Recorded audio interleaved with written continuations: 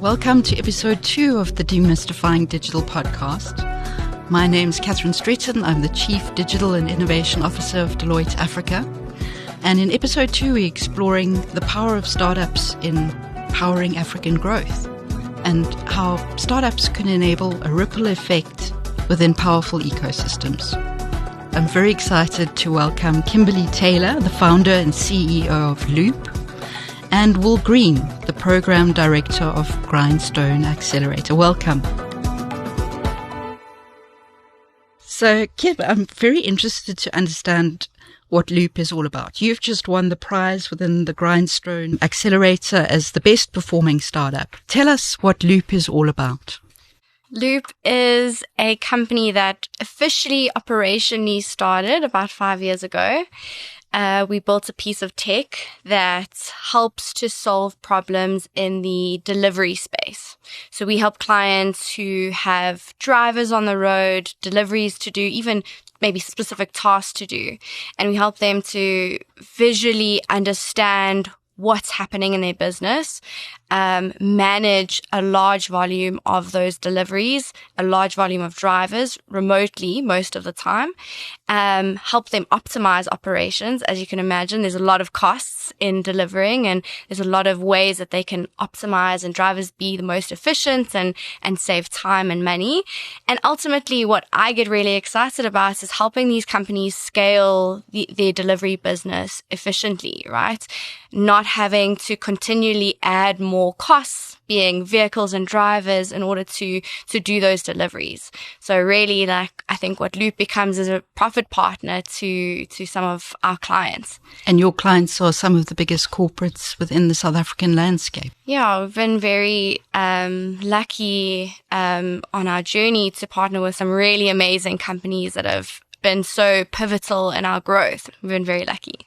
So tell me how you got here. What's your journey been? How did you go from seeding the idea right through to actually commercializing your piece of tech in the market so successfully?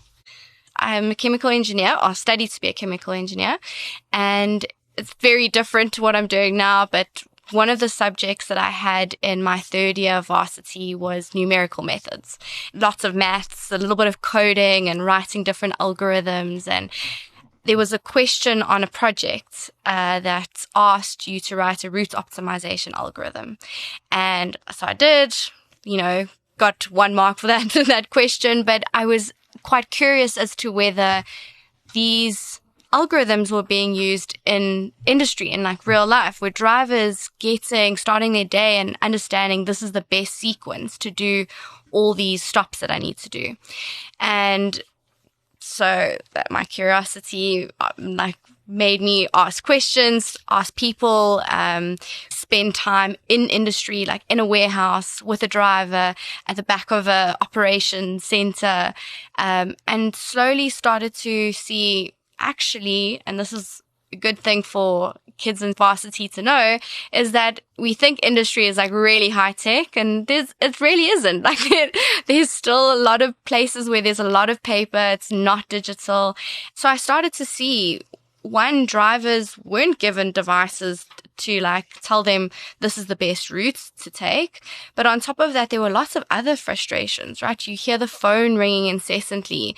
The business has no idea where those drivers are. They have no idea who the best performing driver is. So there's just this lack of visibility and communication.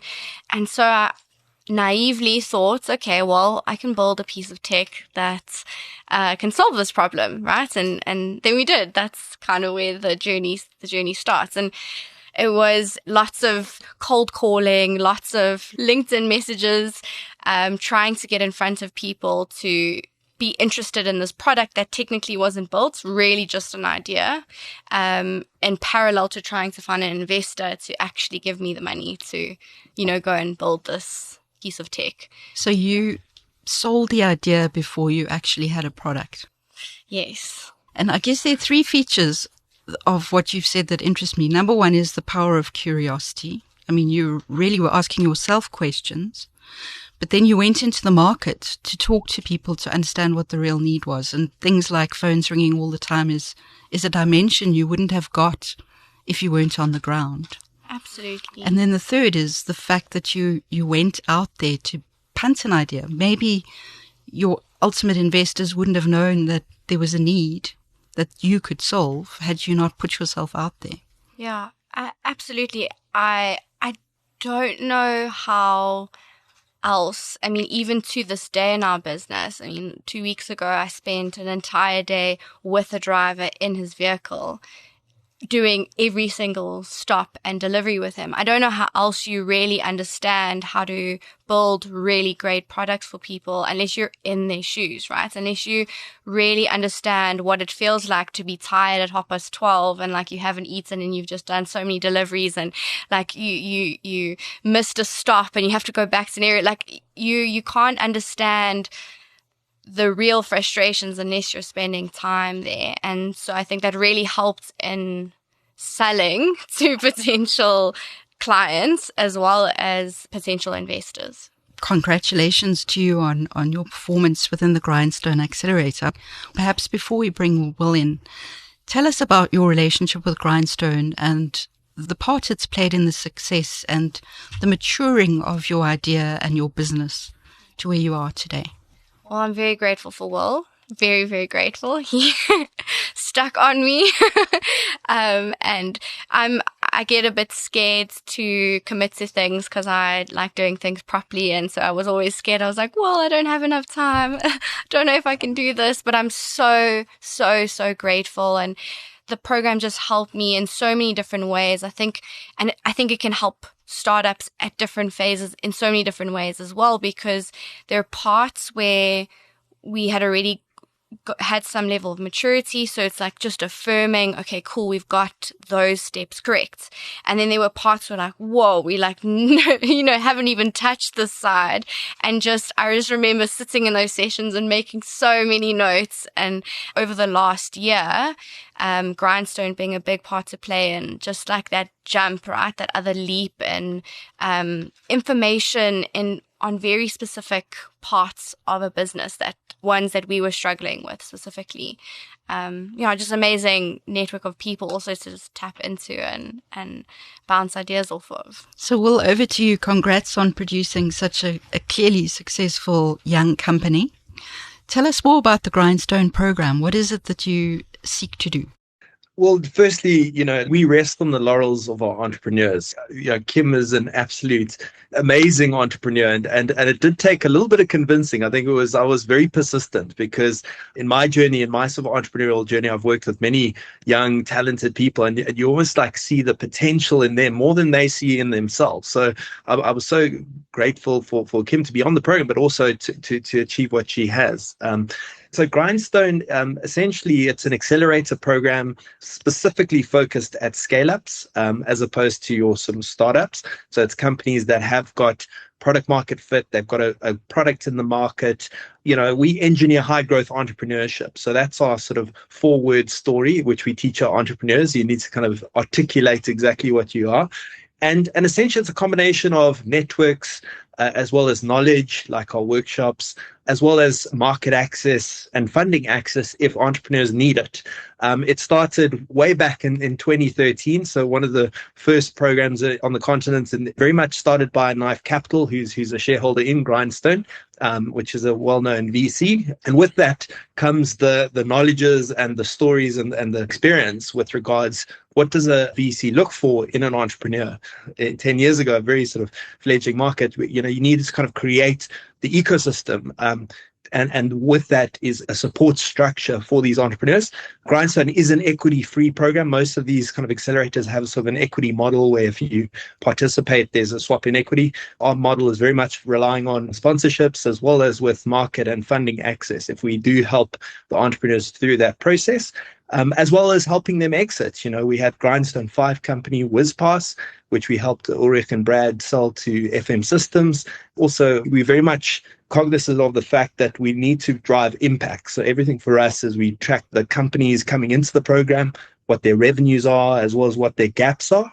And then at the end of the program, we also measure them to see how we've actually helped those companies. So with our latest cohort that Kim was part of, we showed an 88% increase in revenue across the board with all those startups. So, Kim, tell me about your hopes for the future. I mean, with such a successful outcome, reading about you in the press all the time, where do you want to take Loop? I think always big part of my purpose is people. I mean, I've spoken about this many times. I'm not really going to get up in the morning for to build a unicorn business. That's not really what excites me. For me, it's just how many more people we can impact. And it touches different ways, right? It's with our system, right? And their drivers, their ops controllers, there's people in the background, right? And my favorite thing is when they see a new feature or something and then they're like, oh, this looks so beautiful. It's just you can see that happiness, right? So how do we just make more people happy and impacting people in that way? I think also, aside from that, which has been a really amazing thing that's come from this business, is impacting people in different ways, like laptops or bursaries, which is something that's really close to my heart because I got a bursary to go to varsity, right? And for me, it was one of the greatest gifts that anyone ever gave me. It's something that I'm just endlessly grateful for. And I told myself when I got that bursary that I would repay it back 100-fold, right? And give on to as many people. And Loop was able to do that for the first time this year. And I saw the exact same feeling that I had in the people we gave those bursaries to, right? It's just the ability and the freedom to learn and grow. It's just such a gift, right? It really is. It is a space that time of my life I'm really grateful for. So creating a world with more peace, purpose, these are the things that I get excited about. So if we can continually do that within Loop, within our tech, or on top of that, the people within our team, or on top of that, the other people that maybe not within our team or not within the scope that is touching our tech, both here in South Africa first, right? I mean, that is where my heart is. And then hopefully bigger, right? If we get the opportunity to impact more lives globally, that would be amazing. I see the ripple effect of a purposeful ecosystem. That's effectively what you've just described. And it's really about impact, Will. What do you see the possibilities of creating both social and economic impact with startups and scale-ups? Is this one of the powerhouses of future Africa Rising? Definitely. I see that one thing that South Africa's got a lot, and Africa, is there's a lot of challenges. It is about timing with regards to the technology as well as the digital access to these tools for entrepreneurs to start building. But I've got this saying, it takes that ecosystem to raise a startup. And that is across, corporate, government, university, as well as funders and ecosystem builders like ourselves, from incubators and accelerators. To Kim's point, specifically about being with the customers on the ground, you need to really understand the problem. You got to fall in love with the problem. And then you come up with a solution. And I think what's quite unique about Kim's story is, that engineering mindset or that scientific mindset is so important where we are set in entrepreneurs, because you are looking for how do we solve this problem.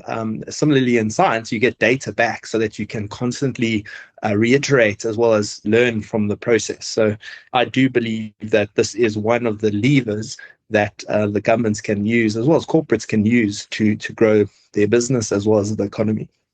So I guess as Deloitte's head of digital and innovation, it would be a bit remiss of me not to mention the fact that we've walked a long path together, Will. So we're in our 4th year of partnership. Deloitte's role in your accelerator or ecosystem building is knowledge partner. Exactly. And we are very grateful for that partnership, because specifically when it comes to startups and, there's corporates that kind of shy away from it because there's a lack of understanding as to kind of what exactly is required. With the partnership with Deloitte, it's been phenomenal. Having a space where entrepreneurs can get together and meet, as well as access to some of the brightest individuals on the continent from a consultant's perspective. And it's quite interesting. We do a lot of work with entrepreneurs at university level. And I see the crossover between those who are looking at going into consulting as well as those who are starting a startup. So it's a skill which I'm seeing being quite unique to Africa and in South Africa in particular as well. If I was sitting as a CEO or a digital officer or product officer in a corporate, I mean, how should I be thinking about the startup opportunity? How would I go about finding these opportunities for growth, for innovation, and what would be the benefits for me? I will start and I'll let Kim tell her story with regards to her first customer, but there's a need for it to occur at the highest level, from a leadership team to understand that, we have to participate in this ecosystem from a technology empowerment perspective for startups, and then allocating individuals, within the organization. I call them sort of entrepreneurs. Having entrepreneurs are incredibly important for onboarding and help startups navigate this process of getting into a customer supply chain or a corporate supply chain. But also with Grindstone, we also sort of help them navigate through that process. Innovation comes from collaboration. The opposite of collaboration is competition. So it is also how you structure your business. If it's in a separate silo where there's a P&L, where the incentive isn't to work with other departments, you're not going to get the innovation. So that's just my view of what I've seen. We could go on about that for a while.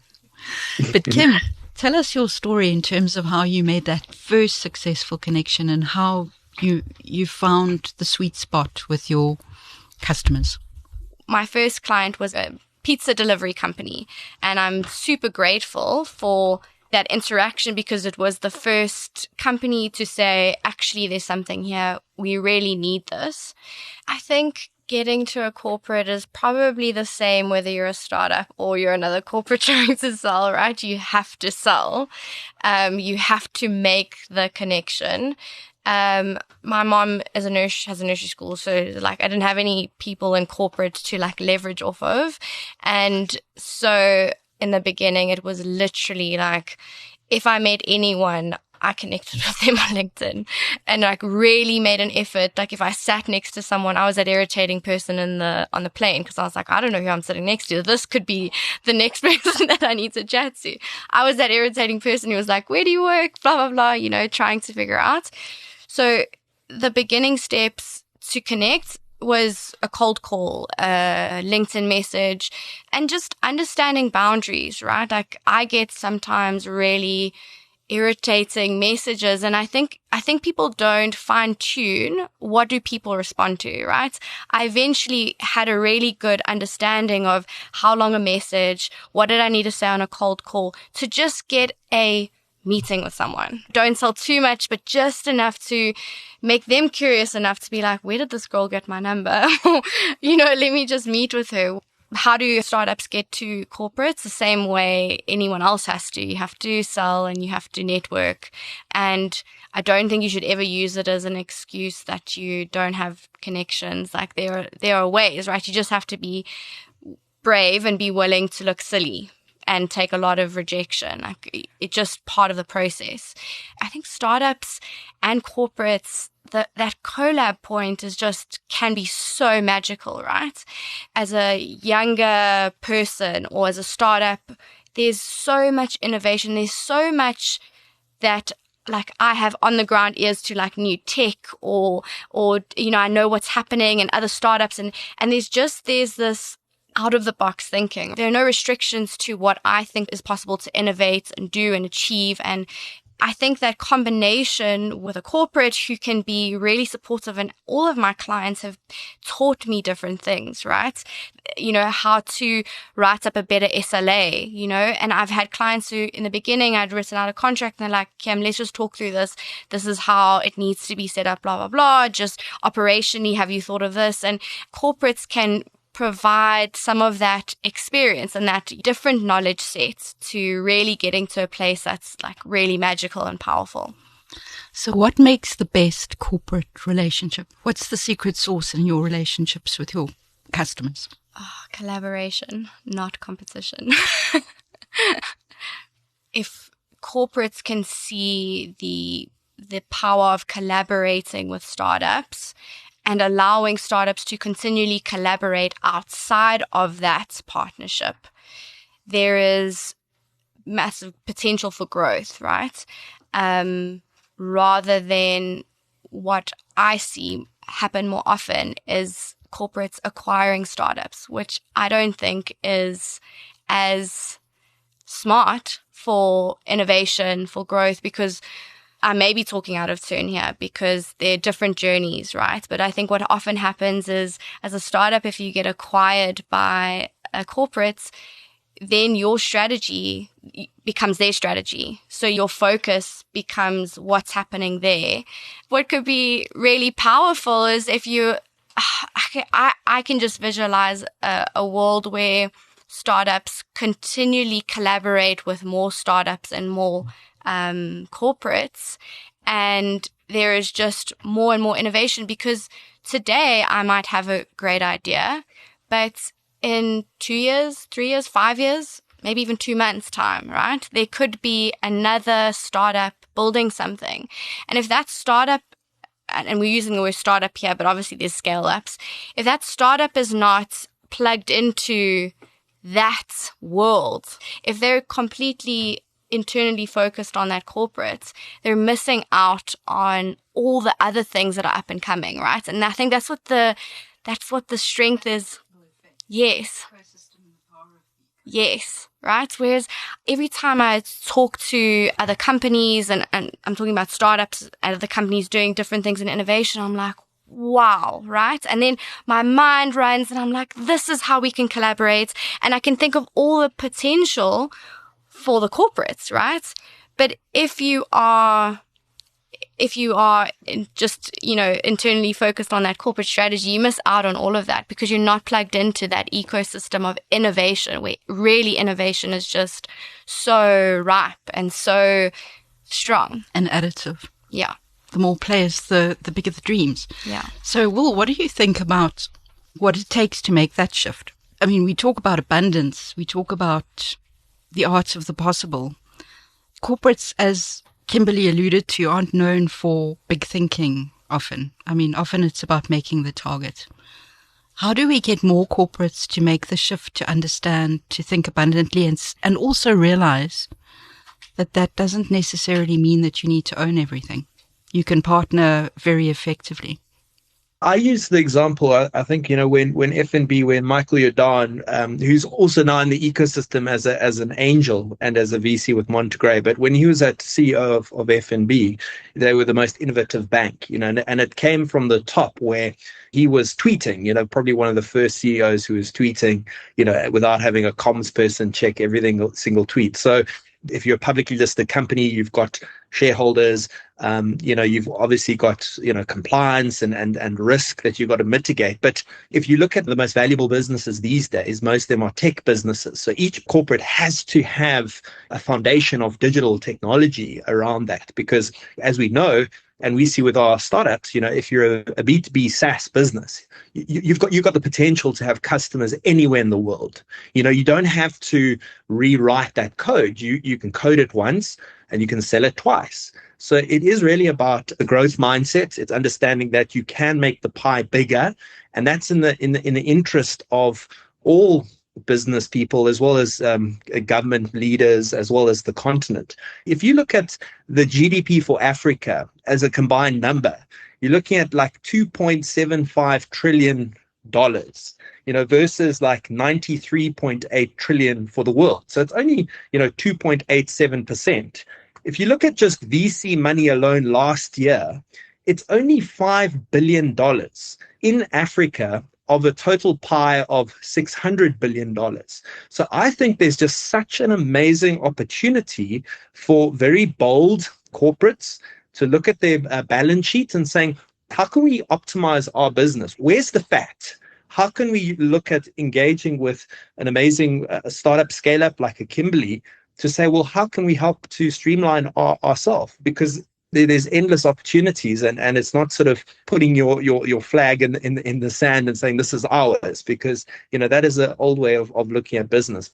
It's interesting because we're seeing an uptick in a particular type of business we call digital pioneering, which is helping our clients identify the need, as you described, Kimberly, but also then helping to connect them into ecosystems. So it seems as though it's beginning to resonate. more and more clients wanting to be connected, whether it's into hyperscalers, startups, scale-ups, other small boutique firms, to come and solve a business problem that they probably don't have the wherewithal to do fully themselves. So I think it is beginning to take off now.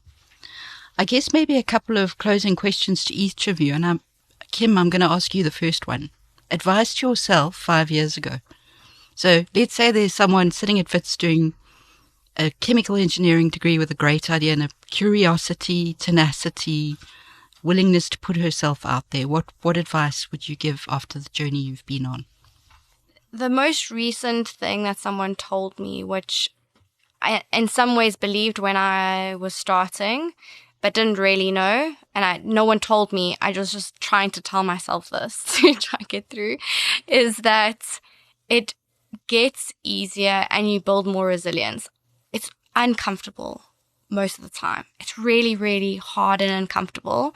Just every moment, every time you push past that thing that's uncomfortable, every time you look in the face of that bully, that whatever it is that's happening in your life and in your business, you're building resilience. And so that's what I would tell myself. Like, Kim, I promise you're just going to become more and more resilient. Just keep going. And how do you feel about it? Sometimes confused. How did it all happen? And I know that the success is also to do with the timing, right? I think it's really important, and I always just want to say this, is that there are really great ideas, and execution is a really big part of whether an idea becomes a business, but timing is also that, right? I think there are probably a lot of people with really great ideas and even that are executing really well. But there are so many other factors that come into play. Timing, who else is in the network that already has a friend that's doing the thing. And you know what I mean? There's just all of these things. So I'm confused and grateful, looking back, I just hope that we can continue to do things for a longer period of time, because I also understand that business is fragile, right? It's not a given. It's not yours. It's, there's to some degree a level of paranoia, when will this thing ever be taken away from me? And most recently I caught myself wishing I just want my business to get to a place where it's stable, right? I keep telling myself, I just wanted to get to this maturity where it's stable, where I know I don't have to be so paranoid. But actually, that's not part of the process either.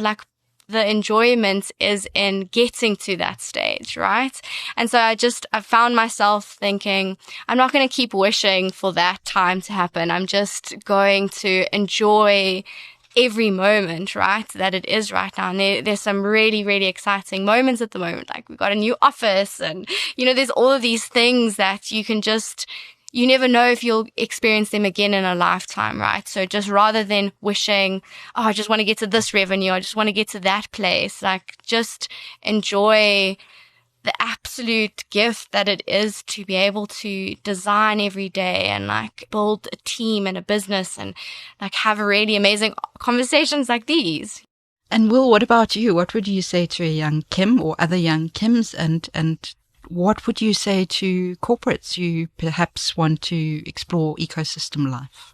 Starting with the corporates, I think it is a case of being bold, having the leadership that has access to startups. We've Grindstone's sort of worked at been running now our 11th program. So we've had almost 110 startups come through our program, all South African startups, and scale ups. So it is a case of being bold, but participating in the ecosystem. That's a key thing. And we've got, ABSA as a partner, and they've come on board from an innovation perspective. We've had the SSME fund as a partner as well as Google for startups. And they're sort of looking at how can we help, how can we support this ecosystem? And it is a case of looking internally to say, is there a structure which we can have from a corporate innovation perspective where we can provide paid POCs for particular startups? I think also what I've seen work very well, having worked with a couple of corporates, is to define exactly your problem statements that you've got within each maybe division and see obviously workshop to see how technology could potentially solve for that, and then reach out to the ecosystem saying, listen, these are the problems we have, how can you help us solve them? So that's just more from a corporate perspective. Advice to an entrepreneur. My father was an entrepreneur and I also started businesses. It's an itch you have to scratch, so if you see a problem and you see why isn't it being solved, and it's becoming more and more popular, with regards, define yourself, label yourself as a founder. I always say to early entrepreneurs, like, name your baby, like, what is the name of your company? My first company, I named it when I was still at UCT, studying BSc in physiology. It was like, I didn't think I would ever become an entrepreneur, but name your baby and tell people about it, because that's also where people will help you. I think also ask for help, and be vulnerable with where you are. I don't like this, fake it till you make it culture, because it doesn't do anyone any favors. And always ensure that you're improving yourself, you're optimizing yourself, so that, like Kim mentioned, if you are selling, change things, find out, how you can improve on that sales pitch that you did. But I think South African, the one thing I've seen with South African entrepreneurs is that in this market where there's very small amounts of capital, we build very good businesses. We don't have the luxury of, runway and reporting on user growth and so forth. It's very much around, cash in the bank. How much money do we generated this month? So South Africans produce very good entrepreneurs and good business people, and we're operating on very little oxygen. One of the analysts from Credit Suisse who was visiting South Africa mentioned, wow, you guys are building businesses like at Everest Base Camp. You don't have any capital, but you somehow managed to have the grit and resilience, like Kim mentioned, to overcome these challenges. So I think those are very important qualities to have. And the one thing that struck me is you had that vision and you lived by that vision and stuck with it throughout. A great degree of grit and resilience. So thanks, guys. I've really enjoyed the chat. Very happy to have had you, and I've learned a lot. Thank you very much for spending time with us. Thanks so much, Catherine. Yeah, we're really excited to continue growing the startup scale-up ecosystem. Catherine, thanks so much for this opportunity. It's been great chatting about, how we participate in this space. As we always say at Grindstone, be in the business of being awesome. And you guys as Deloitte, as well as Kim at Loop, are definitely in that camp, the awesome camp. That's it for episode 2 of De-mystifying Digital. We look forward to seeing you later in episode 3.